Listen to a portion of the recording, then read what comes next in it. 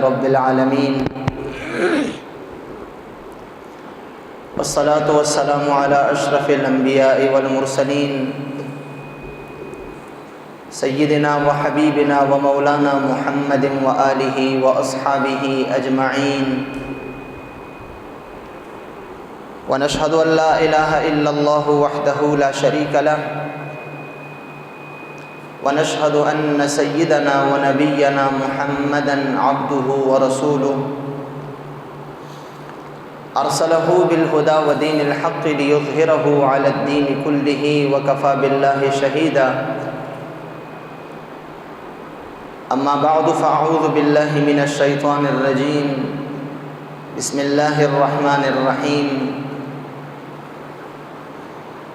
وأتموا الحج والعمرة لله صدق الله مولانا العظيم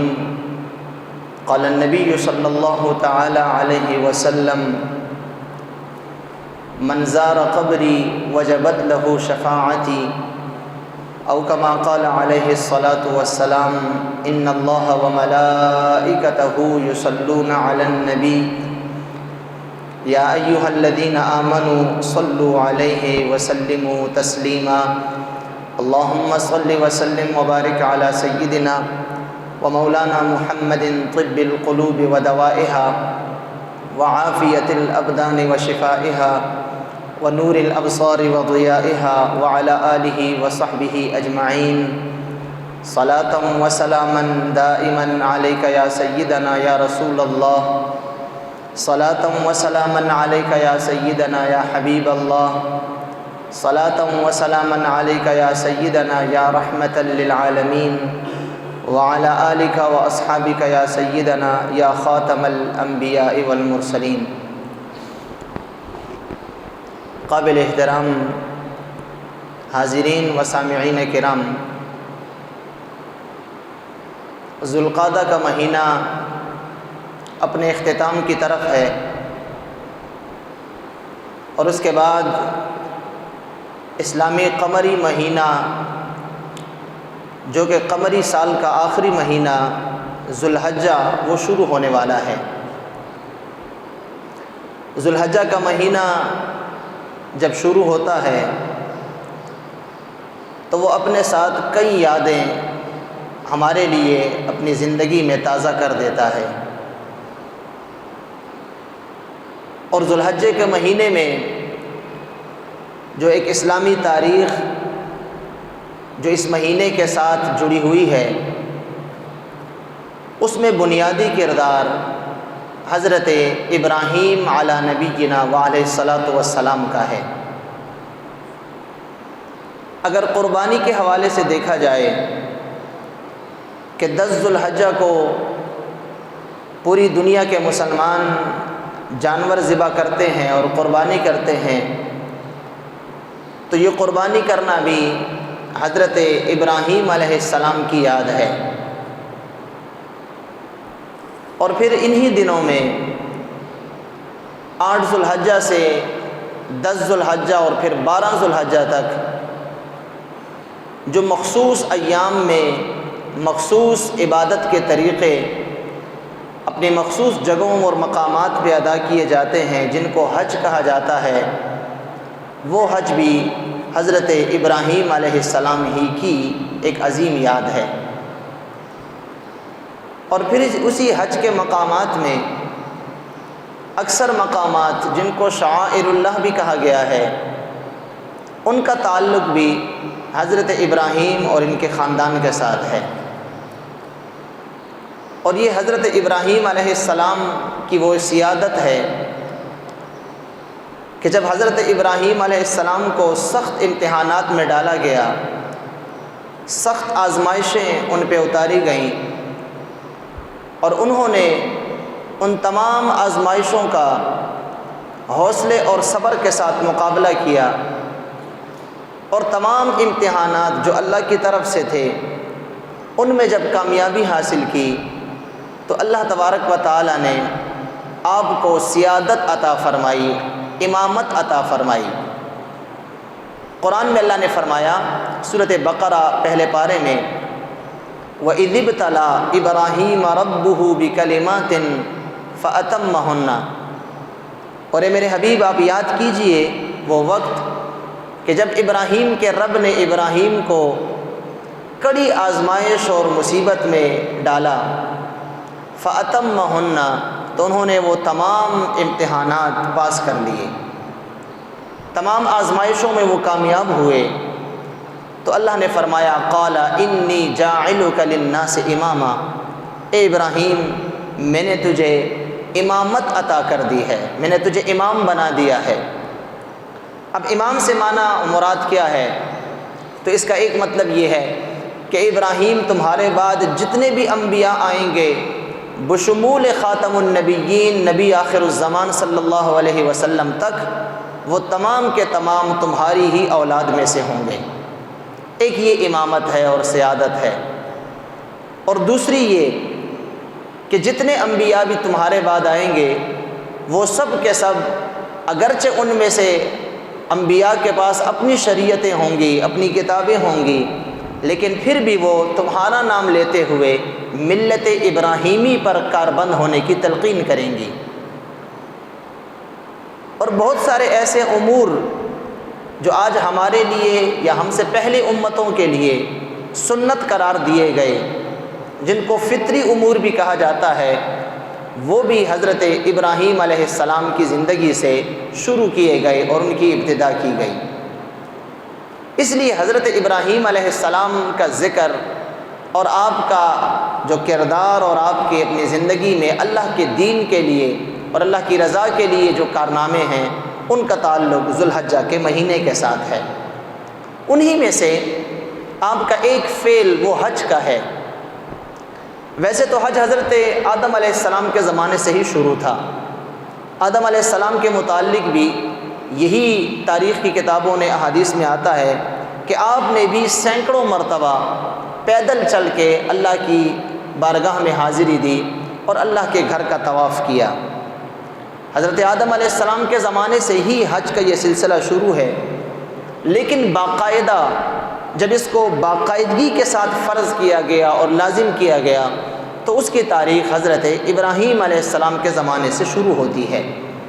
ابراہیم علیہ السلام نے اپنے بیٹے حضرت اسماعیل علیہ السلام جو کہ مکہ ہی میں آباد تھے، ابراہیم علیہ السلام شام سے چل کے بیت المقدس سے چل کے آیا کرتے تھے۔ ایک مرتبہ جب آپ اپنے بیٹے سے ملنے کے لیے مکہ شریف آئے تو یہاں پہ اللہ کا حکم ہوا کہ اے ابراہیم میرے گھر کی تعمیر کرو۔ اور یہ وہ زمانہ تھا کہ جب بیت اللہ شریف کی یہ عمارت بالکل ختم ہو چکی تھی۔ اس سے پہلے بیت اللہ شریف کی عمارت حضرت آدم علیہ السلام نے بنائی تھی، اور ایک روایت میں کہ آدم علیہ السلام سے بھی پہلے فرشتوں نے تعمیر کی تھی۔ پھر حضرت آدم علیہ السلام نے تعمیر کی، اور اس کے بعد بعض انبیاء جو ان علاقوں میں گزرے ہیں انہوں نے اپنے اپنے زمانے میں بیت اللہ شریف کی تعمیر کی۔ لیکن جب حضرت ابراہیم علیہ السلام کا زمانہ آیا تو اس وقت بیت اللہ شریف کی یہ عمارت بالکل جو ہے وہ ختم ہو چکی تھی۔ آندھیوں، بارشوں، سیلابوں کی وجہ سے، طوفانوں کی وجہ سے اس کا نام و نشان بھی مٹ چکا تھا۔ کسی کو تاریخ کا بھی پتہ نہیں تھا کہ یہاں پہ ایک بیت اللہ شریف، ایک عمارت بھی تھی۔ بہرکیف جب ابراہیم علیہ السلام کو تعمیر کا حکم دیا گیا تو ابراہیم علیہ السلام نے اس وقت اللہ کی بارگاہ میں عرض کی، اے اللہ میں تیرا گھر بنانے کے لیے بصر و چشم تیار ہوں، اے اللہ تیرا حکم ہے میں تعمیر کروں گا، لیکن مجھے بیت اللہ کی بنیادوں کا پتہ نہیں ہے کہ وہ اس علاقے میں کہاں پہ تھیں۔ اللہ کی طرف سے حضرت ابراہیم علیہ السلام کو وحی کی گئی، وہ جگہ بتائی گئی، آپ اس جگہ پہ پہنچے لیکن بنیادیں ابھی بھی واضح نہیں تھیں۔ حضرت جبریل علیہ السلام اللہ کے حکم سے آئے اور انہوں نے اپنا پر جب وہاں پہ مارا تو وہ ہوا کے ساتھ وہ جب ریت اڑی اس صحرا میں سے تو بیت اللہ شریف کی جو بنیادیں تھیں آدم علیہ السلام کے زمانے کی وہ بنیادیں ظاہر ہو گئیں۔ پھر حضرت ابراہیم اور حضرت اسماعیل علیہ السلام نے دونوں نے مل کر پھر بیت اللہ شریف کی عمارت کو کھڑا کیا۔ بہرکیف مختصر یہ کہ جب بیت اللہ شریف کی عمارت کھڑی ہو گئی تو اللہ تبارک و تعالیٰ کا حکم ہوا، اے ابراہیم اب لوگوں میں حج کا اعلان کیا جائے۔ اب یہ وہ زمانہ تھا کہ باقاعدگی کے ساتھ حج کا نظام جو ہے وہ رائج کیا گیا۔ ابراہیم علیہ السلام اللہ کے حکم سے جبل ابی قبیس، جو آج بھی مکہ شریف کا ایک بہت بڑا پہاڑ ہے، بیت اللہ شریف کے بالکل سامنے ہے، جبل ابی قبیس پہ کھڑے ہوئے۔ اب کھڑے تو ہو گئے، اللہ کا حکم تھا، لیکن عرض کرنے لگے اے اللہ میری آواز تو بڑی محدود ہے، میری آواز تو یہ چند قدموں تک پہنچ سکتی ہے، اے اللہ میرے اس اعلان کا کیا فائدہ ہوگا؟ یہ تو قریب والے جو اس علاقے کے لوگ ہیں ان تک بھی نہیں پہنچ سکے گی۔ اللہ تعالیٰ کی طرف سے حکم نازل ہوا، اے ابراہیم اعلان کرنا تمہارا کام ہے اور تمہاری آواز کو روحوں تک پہنچانا یہ میرا کام ہے۔ اللہ کی طرف سے حکم ہوا، ابراہیم علیہ السلام نے 3 مرتبہ یہ آواز لگائی، یا ایھا الناس ان اللہ فرض علیکم الحج فحجوا، اے لوگو اللہ نے تم پہ حج فرض کر دیا ہے۔ ان اللہ فرض علیکم الحج، اللہ نے تم پہ اپنے اس گھر کا حج اور طواف لازم کر دیا ہے۔ فحجوا، تم اپنے جگہوں سے اور اپنے علاقوں سے ارادہ کرتے ہوئے نکلو اور اللہ کے گھر کا حج کرو۔ اب روایات میں آتا ہے، مفسرین کرام لکھتے ہیں، احادیث میں یہ بات ثابت ہے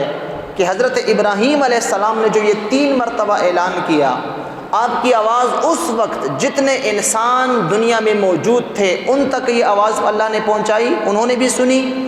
یہ آواز جو اس سے پہلے دنیا سے جا چکے تھے ان کی قبروں اور ان کی روحوں تک اللہ نے پہنچائی، اور قیامت تک آنے والی جتنے روحیں تھیں جو ابھی عالم ارواح میں تھے اور قیامت تک انہوں نے دنیا میں آنا ہے، ان تمام روحوں تک اللہ نے حضرت ابراہیم کی اس آواز کو پہنچا دیا۔ اسی لیے روایات میں آتا ہے کہ جن روحوں نے حضرت ابراہیم علیہ السلام کی یہ آواز سنی نا، اور عالم ارواح میں ابھی زندگی ان کی ابھی باقی تھی، دنیا میں بھی نہیں آئے تھے، لیکن جس روح نے ابراہیم علیہ السلام کو لبیک کہا، وہی روحیں جب دنیا میں آئیں گی تو اللہ ان کو حج کی جو ہے وہ استطاعت نصیب کرے گا۔ حج ان کی قسمت میں لکھ دیا گیا، جنہوں نے اپنے اختیار کے ساتھ وہاں پہ لبیک کیا،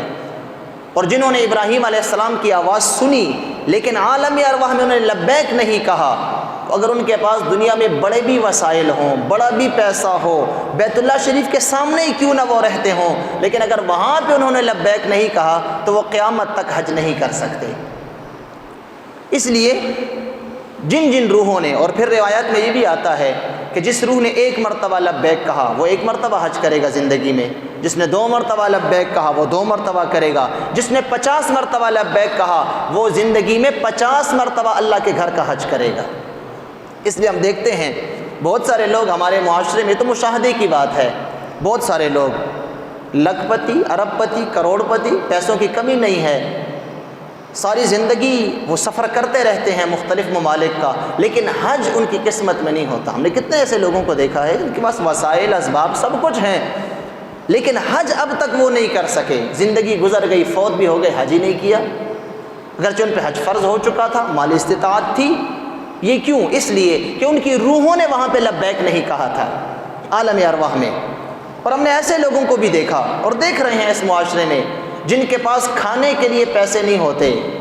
جن کے پاس کل کے لیے گھر میں راشن نہیں ہوتا، سنتے ہیں وہ بھی جا کے حج کر کے واپس آ جاتے ہیں۔ تو یہ ایک روحانی ایک کیفیت ہے کہ جس روح نے وہاں پہ لبیک کہا، اللہ اس کے لیے کچھ نہ کچھ اسباب ایسے برابر کر دیتا ہے جو اللہ کے گھر کا جا کے وہاں پہ حج کرتا ہے۔ اور ایسے لوگوں کو بھی ہم نے دیکھا، ایسے بزرگوں کو، ایسی نیک نفوس قدسیہ کو ہم نے دیکھا جن کی اگر 80 سالہ زندگی ہے تو انہوں نے اس میں 60 حج کیے، انہوں نے 50 سے زیادہ حج کیے۔ اور ایسے لوگوں کو بھی دیکھا، میری اپنی یادداشت میں ایسے شخص کو بھی میں پہچانتا ہوں جن کی عمر 160 سال تھی، 160 سال، اور 160 سال میں انہوں نے 140 حج کیے۔ تو اس لیے یاد رکھیے یہ حج جو ہے یہ حضرت ابراہیم علیہ السلام کے زمانے سے اس طرح باقاعدگی کے ساتھ جو ہے پھر وہ شروع ہوا، اور آج تک الحمدللہ یہ سلسلہ اسی طرح جاری و ساری ہے۔ حضور اکرم صلی اللہ علیہ وسلم نے بھی اپنی زندگی کے آخری سال میں حج ارشاد فرمایا۔ آپ نے اعلان نبوت سے پہلے، جب آپ نے اعلان نبوت نہیں کیا تھا اس وقت آپ نے حج کیا تھا، اور پھر اعلان نبوت کے بعد جب آپ نے 13 سال مکہ میں گزارے آپ حج میں حاضر ہوا کرتے تھے، لیکن جب حج فرض ہوا، یعنی اس وقت تک مسلمانوں پہ حج فرض نہیں تھا، حج جو ہے سن 9 ہجری میں فرض ہوا، ہجرت کے 9ویں سال، جب 9 ہجری میں مسلمانوں پہ، صاحب استطاعت مسلمانوں پہ حج فرض ہوا تو آپ نے سن 9 ہجری میں حضرت ابوبکر صدیق رضی اللہ تعالیٰ عنہ کی امامت میں حج کا جو ہے وہ فریضہ سر انجام دیا۔ آپ خود نہیں گئے تھے، آپ نے حضرت ابوبکر کو حج کا امیر بنایا اور ان کی امارت میں مسلمانوں نے جا کے حج ادا کیا۔ اور پھر سن 10 ہجری میں جو آپ کی زندگی کا آخری سال تھا، پھر 11 ہجری میں آپ دنیا سے پردہ فرما گئے، تو سن 10 ہجری میں آپ نے پھر وہ فرض حج جو اسلام حج فرض ہونے کے بعد تھا، وہ حج حضور اکرم صلی اللہ علیہ وسلم نے خود ادا کیا، جس میں ایک تحقیق کے مطابق 1.25 لاکھ صحابہ آپ کے ساتھ اس وقت حج میں موجود تھے۔ پھر اس کے بعد یہ سلسلہ شروع ہوا، الحمدللہ آج تک حج کا یہ سلسلہ یہ رواں دواں ہے۔ اگر حج کو دیکھا جائے تو حج ایک بدنی عبادت بھی ہے اور مالی عبادت بھی ہے۔ بدنی عبادت اس لیے ہے کہ اس میں بدن جسم کی مشقت ہے، اور مالی عبادت اس لیے ہے کہ اس شخص پہ ہی حج فرض ہوتا ہے جس کا بدن بھی اجازت دے، کوئی معذوری وغیرہ لاحق نہ ہو، اور اس کے پاس اتنا روپیہ، اتنی استطاعت ہو کہ وہ آنا جانا اور وہاں پہ رہائش کا خرچہ برداشت کر سکے، اور اس وقت اس کے گھر کے جتنے لوگ اس کے ماتحت ہیں ان کا خرچ بھی چھوڑ کے جا سکے، تو ایسے شخص پر حج فرض کیا جاتا ہے۔ تو یاد رکھیے، حج مالی عبادت بھی ہے اور خالصتاً بدنی اور جسمانی عبادت بھی ہے۔ تو یہ حج جو ہے مسلمانوں پہ فرض ہے۔ لیکن اگر ہم حج کے ارکان کو دیکھیں، جس میں بیت اللہ شریف کا طواف ہے، جس میں حجر اسود کو چومنا ہے، جس میں مقام ابراہیم کے ساتھ نفل ادا کرنے ہیں، جس میں صفا اور مروہ کے درمیان جو ہے وہ 7 چکر لگانے ہیں، جس میں عرفات کے میدان میں ایک چٹیل میدان میں جا کے وہاں پہ دن گزارنا ہے، واپس مزدلفہ کے میدان میں پتھروں پہ سر رکھ کے سونا ہے، اور پھر مینا کے اندر خیموں کے اندر 3 دن گزارنے ہیں، ایک جو ہے ایک پلر کو اور ایک دیوار کو یہ سمجھتے ہوئے کہ یہ شیطان ہے اس کو مارنا ہے۔ یہ تمام مناسک حج کے افعال اگر دیکھے جائیں تو یہ سب کے سب عقل کے خلاف ہیں، عقل میں انسان کی نہیں آتے۔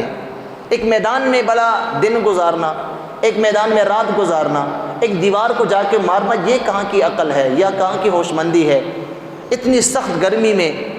اتنی سخت شدید دھوپ میں کہ پسینے سر سے لے کر پاؤں تک پسینے چھوٹ رہے ہیں، کپڑے بھی نہیں ہیں، اپنی جو عادی اور انسان کا جو لباس ہے وہ بھی نہیں ہے، غیر عادی اور غیر فطرتی ایک لباس، 2 چادریں اپنے آپ سے جو ہے وہ لپیٹ کے انسان اللہ کی بارگاہ میں حاضر ہوتا ہے۔ تو اگر دیکھا جائے تو حج کے تمام مناسک یہ خالصتاً اللہ تعالیٰ کی عبادت اور اللہ کی اطاعت کے مظاہر ہیں۔ ایک شخص جب حج کرتا ہے اسے کہہ دیا جاتا ہے اپنی قمیض بھی اتار دو، اپنی تہبند بھی اتار دو، اور 2 چادریں آپ اپنے اوپر لپیٹ لو، سر بھی تم نے جو ہے وہ کھلا رکھنا ہے، اور اسی طرح پاؤں میں بھی تم نے اپنے وہ عادی جوتے نہیں پہننے، جو بوٹ جو چپل تم پہنتے تھے وہ اتار کے ایک مخصوص قسم کے چپل تم نے پہننے ہیں، اور مخصوص جگہوں پہ جا کے تم نے اپنے ایام اور اپنے جو ہے وہ راتیں گزارنی ہیں۔ ان تمام کو اگر دیکھا جائے تو یاد رکھیے اس سے ہمیں یہ سبق ملتا ہے کہ انسان اللہ تبارک و تعالیٰ کی اطاعت اور اللہ کے رسول کی اطاعت اور فرمانبرداری اس حد تک کرے گا کہ اگر وہ کہیں کہ تم چپل اتار دو تو چپل اتارنے ہیں، وہ کہیں سر سے ٹوپی اور امامہ اتار دو تو وہ اتار دینے ہیں، وہ کہیں اگر تم اپنا عادی اور جو اپنی تمہاری ثقافتی لباس ہے اس کو اتار دو تو وہ اتار دینا ہے، اگر وہ کہیں کہ اس دیوار کو مارو تو دیوار کو مارنا ہے، جہاں بظاہر کچھ نظر نہیں آ رہا کہ ہم کس کو مار رہے ہیں، لیکن ایک تصور ہے، ایک تخیل ہے جس کے مطابق ہم یہ کام کر رہے ہیں، لیکن ہمارے لیے اس میں فلسفہ یہی ہے کہ ہم نے اپنی زندگی کے باقی ایام بھی اللہ کے حکم کے مطابق اللہ کی اطاعت میں گزارنے ہیں۔ اللہ کے رسول نے جو ہمیں کہہ دیا ہم نے بس وہی کام کرنا ہے،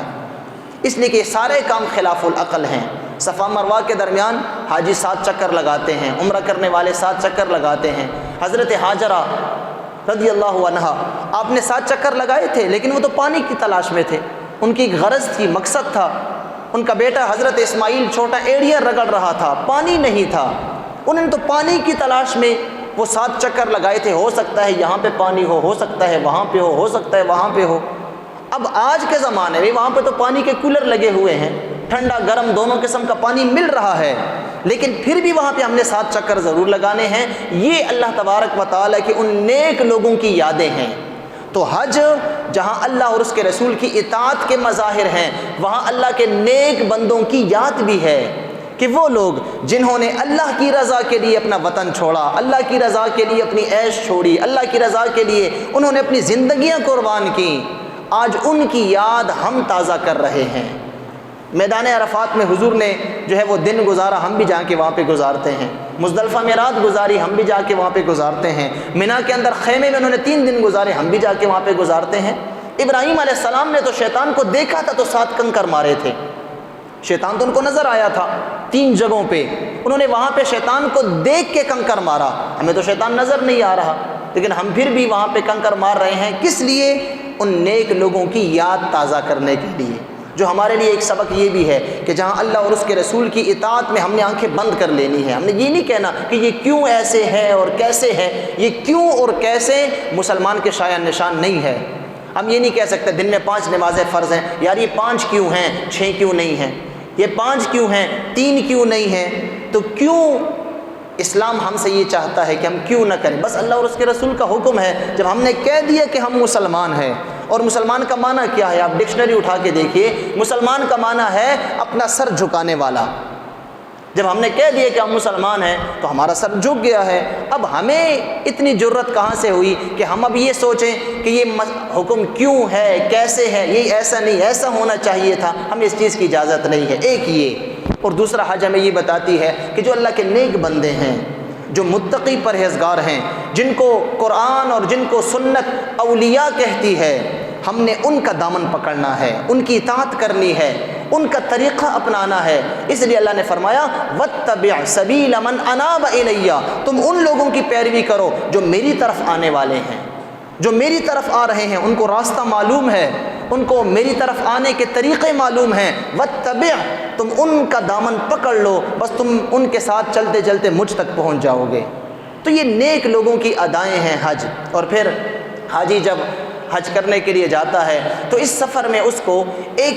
محبت بھرا ایک دوسرا سفر جو مدینہ شریف کا سفر ہے وہ اسے نصیب ہوتا ہے، یا حج سے پہلے جاتا ہے یا حج کے بعد جاتا ہے، اور یہ ایک مسلمان کے لیے زندگی کا سب سے بہترین سفر ہے۔ حج اپنی جگہ اللہ کی بڑی عظیم عبادت ہے، انسان ایک بڑے فریضے سے سبکدوش ہوتا ہے، لیکن اس کی محبت اور اس کے ایمان کا جو مرکز جو مدینہ شریف ہے اور روضہ رسول ہے، انسان وہاں پہ جا کر اپنے نبی کی بارگاہ میں حاضری دیتا ہے۔ اس لیے حاجی جب جاتے ہیں تو وہ اس نیت سے جاتے ہیں کہ ہم نے اپنے حضور، اپنے نبی صلی اللہ علیہ وسلم کے روضے کی زیارت کرنی ہے، ان کو سلام پیش کرنا ہے۔ اگرچہ وہاں پہ ایسے لوگ ہوتے ہیں جو کہتے ہیں مسجد نبوی کی نیت کر کے آؤ، زیارت کی نیت نہیں کرنی،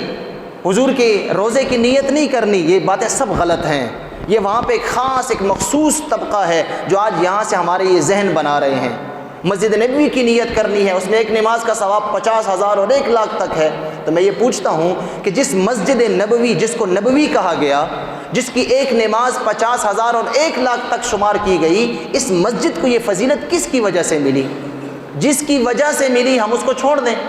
اور جا کے مسجدوں کے چکر لگائیں گے؟ دنیا میں بڑی بڑی مسجدیں ہیں، مسجد نبی سے بڑی بڑی مسجدیں، خوبصورت مسجدیں موجود ہیں، لیکن اس مسجد کا جو مقام اور مرتبہ ہے وہ حضور اکرم صلی اللہ علیہ وسلم کی وجہ سے ہے، جو وہیں اسی مسجد کے اندر آرام فرما ہے، تشریف فرما ہے۔ اور جو بھی جاتا ہے سلام کے لیے، حضور اکرم صلی اللہ علیہ وسلم اپنی قبر انور سے اس کو دیکھتے ہیں، اس کے سلام کا براہ راست جواب دیتے ہیں۔ یہاں سے ہم سلام پڑھتے ہیں، فرشتے لے کے جاتے ہیں، جواب ہمیں فرشتوں کے ذریعے ملتا ہے، لیکن وہاں پہ جو جاتا ہے نا اس کا معاملہ ڈائریکٹ ہوتا ہے، اس کا معاملہ بلا واسطہ ہوتا ہے۔ حضور اس کا سلام سنتے بھی ہیں اور بالمشافہ اپنے زبان مبارک سے اس کو جواب بھی عطا فرماتے ہیں۔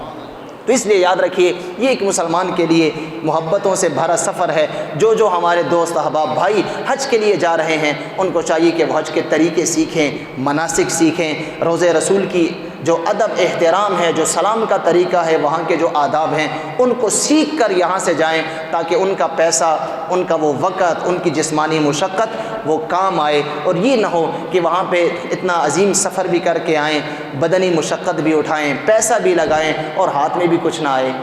تو اس لیے جو حاجی حضرات جا رہے ہیں یہاں سے اچھی طرح تربیت حاصل کر کے، کتب کو دیکھ کر، جو حج کے لیے گئے ہیں ان سے پوچھ کر، اپنی پوری تسلی کر کے پھر حج کے لیے جائیں۔ اللہ تبارک و تعالیٰ کا ارشاد ہے وَأَتِمُّ الْحَجَّ وَالْعُمْرَةَ لِلَّهِ، حج اور عمرہ اللہ کی رضا کے لیے کرو، اس لیے نہ کرو کہ لوگ کہیں کہ یہ حاجی ہے، اس لیے نہ کرو کہ لوگ کہیں کہ یہ وہاں کا سفر کر کے آیا ہے، لوگوں کے لیے نہیں، ریاکاری کے لیے نہیں، بلکہ اتم الحج والعمرۃ للہ،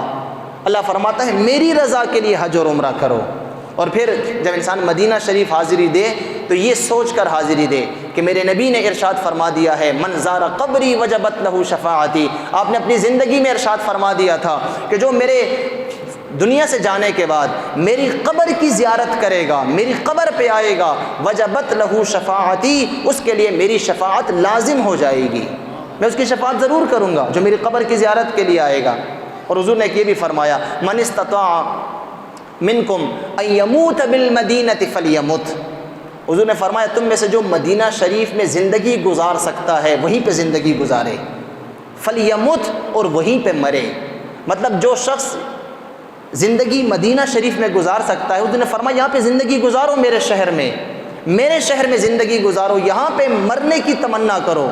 ایسے اسباب اختیار کرو کہ تمہیں موت میرے شہر میں آئے، کیوں؟ جو میرے شہر میں مرے گا اور میرے قبرستان جنت البقیع میں دفن ہوگا، کل قیامت کے دن سب سے پہلے میری شفاعت کا وہی مستحق ہوگا۔ تو یہ بڑی جو ہے وہ سعادت کی بات ہے، جو حاجی حضرات جا رہے ہیں ان کے لیے ضروری ہے کہ تمام آداب اور تمام جو ہے جتنے بھی وہاں کے احترام کے تقاضے ہیں ان کو ملحوظ خاطر رکھتے ہوئے یہ فریضہ ادا کریں، وہاں پہ اپنے لیے بھی دعائیں کریں، تمام امت کے لیے دعائیں کریں، اپنے بڑوں کے لیے، اپنے آنے والی نسلوں کے لیے۔ اللہ تعالی ہم سب کو سمجھنے اور عمل کی توفیق عطا فرمائے۔ اللہم ربنا آتنا فی الدنیا حسنہ وفی الآخرۃ حسنہ وقنا عذاب النار، وصلی اللہ علی النبی الامی وآلہ وصحبہ اجمعین برحمتک یا ارحم الراحمین۔